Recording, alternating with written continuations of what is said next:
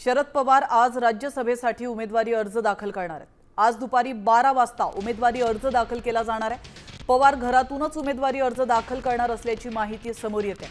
आपण पाहिलं, काल डिस्चार्ज मिळाल्यानंतर डॉक्टरांनी त्यांना 1 आठवड्याच्या विश्रांतीचा सल्ला दिलेला आहे।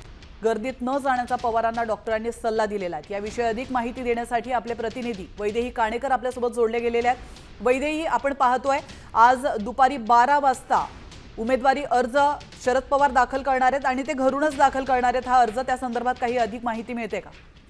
नक्कीच आपण बघतोय की शरद पवार आज दुपारी 12 वाजता राज्यसभेचा अर्ज दाखल करणार आहे। आज शेवटचा दिवस आहे आणि अगदी काल रात्रीपर्यंत या संदर्भातली खलबत सुरू असलेली बघायला मिळाली होती। महाविकास आघाडी अखेर शेवटच्या क्षणी एकत्र आलेली बघायला मिळाली आणि शरद पवार यांच्या नावावर शिक्कामोर्तब झालेलं बघायला मिळालं। आणि आता 12 वाजता शरद पवार घरातूनच अर्ज दाखल करणार आहेत, कारण कालपर्यंत ते रुग्णालयामध्ये दाखल होते। त्यांना काल रात्री डिस्चार्ज देण्यात आलेला आहे, मात्र गर्दीमध्ये न जाण्याचा सल्ला दिला असल्यामुळे ते घरातूनच हा अर्ज दाखल करणार आहे।